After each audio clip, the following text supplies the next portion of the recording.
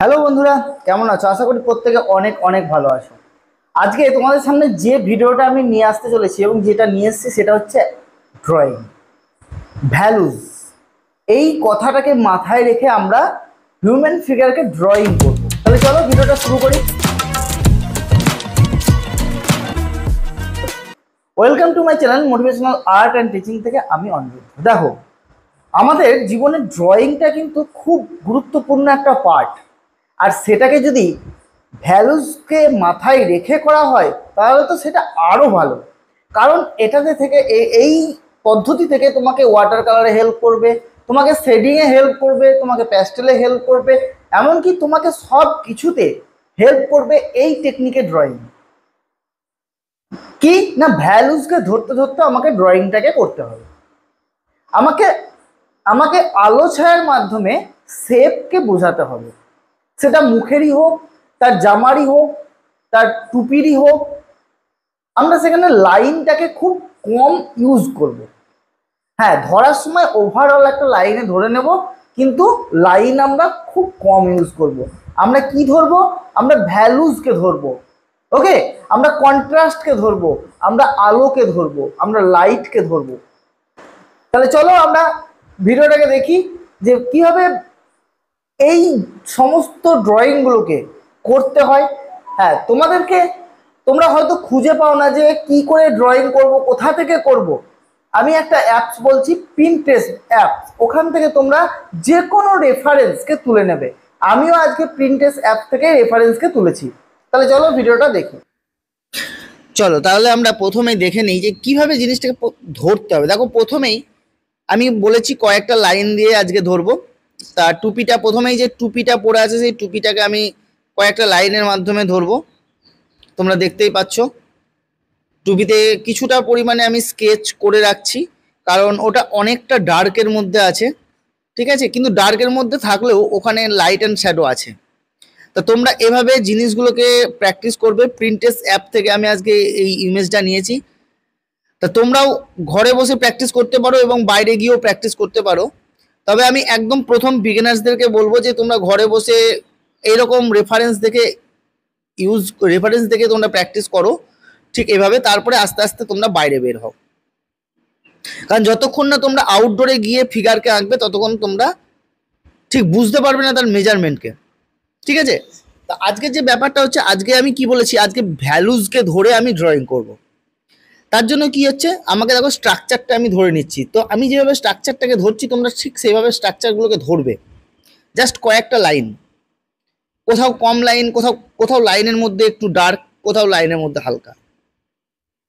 মানে এই যে জিনিসটা, একটা লাইনের মধ্যেই যে ডার্কনেস, একটা লাইনের মধ্যেই যে লাইটনেস, এই জিনিসগুলোকে তোমাকে বোঝাতে হবে। এগুলো কি করে বোঝাবে? এগুলো এভাবে বোঝাবে, কারণ তোমাদেরকে স্কিলটা বাড়াতে হবে, দেখার অবজারভেশনটা বাড়াতে হবে, অবজারভেশন ক্ষমতাটা বাড়াতে হবে, মানে দেখার ক্ষমতাটা বাড়াতে হবে। আর দেখার ক্ষমতা বাড়াতে গেলে তোমাদেরকে এইভাবে ভ্যালুজকে অ্যাড করে করে ড্রয়িং করতে হবে। তোমরা অনেকেই আছো যে পেশেন্স থাকে না, একটা ড্রয়িং করতে গিয়ে তোমরা দেখা গেল যে নিজের মন মতো লাইন টেনে দিচ্ছ, কিন্তু প্রথম প্রথম ওইভাবে নিজের মন মতো লাইন টানলে হবে না। যেখানে যে জায়গাটা আছে সেই জায়গার ফিলটাকে দিতে হবে এবং লাইট অ্যান্ড শ্যাডোকে ধরতে হবে। ওকে, দেখো আমি জাস্ট ব্লক হিসাবে কিন্তু ধরে নিচ্ছি।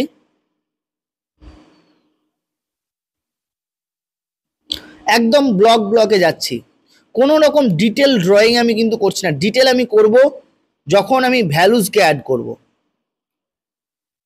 কন্ট্রাস্টকে অ্যাড করব, লাইটকে ছাড়বো, ডার্কনেসকে ধরবো আর লাইটকে ছাড়বো, তখনই আমি কিন্তু ডিটেলে যাব। এখন আমি চোখ মুখ কিছু করিনি। তোমরা বিগিনার্সটা অনেক সময় চোখ আঁকতে যাও, কিন্তু না, প্রথমত তুমি এইভাবে আলো ছায়া ধরে যদি তুমি ড্রয়িং করো, যদি স্কেচ করো, তাহলে প্রথমেই তুমি চোখ মুখ আঁকতে যাবে না। ওখানকার যে অ্যাটমসফিয়ার, সেই অ্যাটমসফিয়ারটাকে তোমাকে ধরতে হবে। ওখানে যে লাইটটা আছে সেই লাইটটা ধরতে হবে, যে ডার্ক টোনটা আছে সেই ডার্ক টোনটাকে ধরতে হবে। দেখো খুব সিম্পল ভাবে কিন্তু আমি ড্রয়িংটাকে বার করলাম, খুব সিম্পল। জাস্ট এই সিম্পল ভাবেই ড্রয়িং গুলোকে তোমাকে বের করতে হবে। ওকে, তাহলে এবার আমাদের শেডের পালা। চলো আমরা শেড দিই। আমরা দেখি কোথায় কন্ট্রাস্ট বেশি আছে, কোথায় লাইট অফ সোর্স বেশি আছে। টুপিটা আমাদের একদম ডার্কের মধ্যে আছে, তাই আমাদের ডার্কের মধ্যেই থাকবে, কিন্তু তবুও ওখানে কিন্তু লাইট আছে। খুব ভালো মতো অবজারভেশন করলে তোমাদের এই জায়গাটাতেই ভুলটা হয়। ডার্ক আছে মানে ডার্ক, সেখানে একবারও ভেবে দেখো না যে সেখানে লাইট আছে কিনা। এই যে দেখাটা, এই দেখাটা তোমাদেরকে তৈরি করতে হবে। আস্তে আস্তে দেখো আমি পুরো জায়গাটা কিন্তু ডার্ক, কিন্তু তার সত্ত্বেও কিন্তু লাইট আমি বার করছি।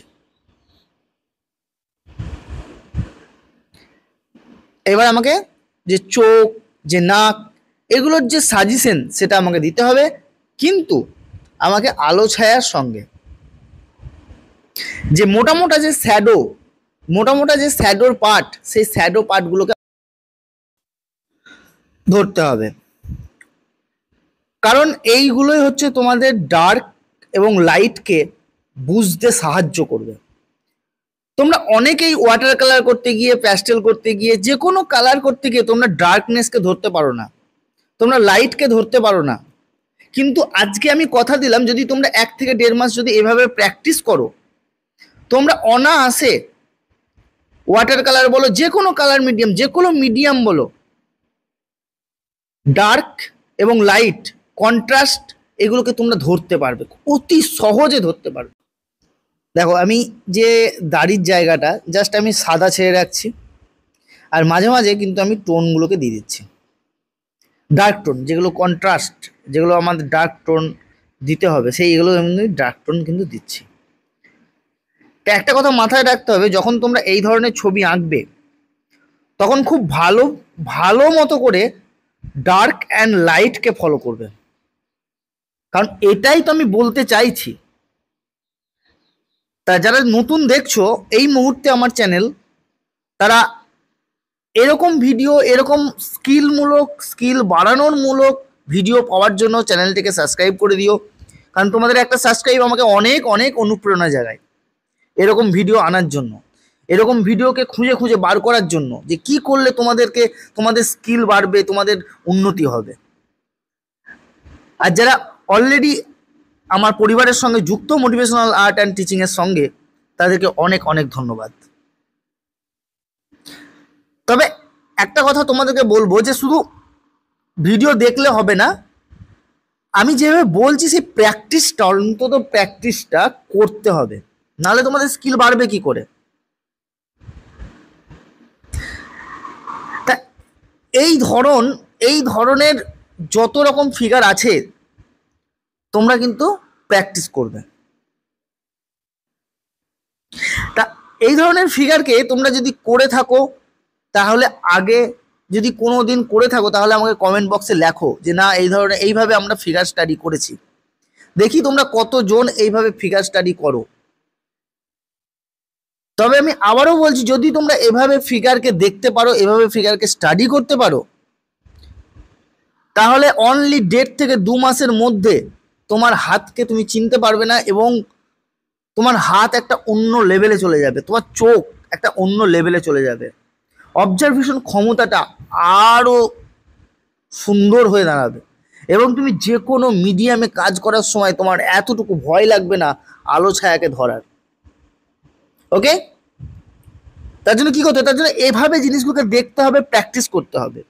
আমি সব সময় বলি practice have to B must, কারণ প্র্যাকটিস এটা কোনো পড়া নয় যে তুমি একদিন দেখলে, একদিন পড়ে নিলে হয়ে গেল। এটা কন্টিনিউ প্র্যাকটিসের উপরই নির্ভর করে তোমার স্কিল।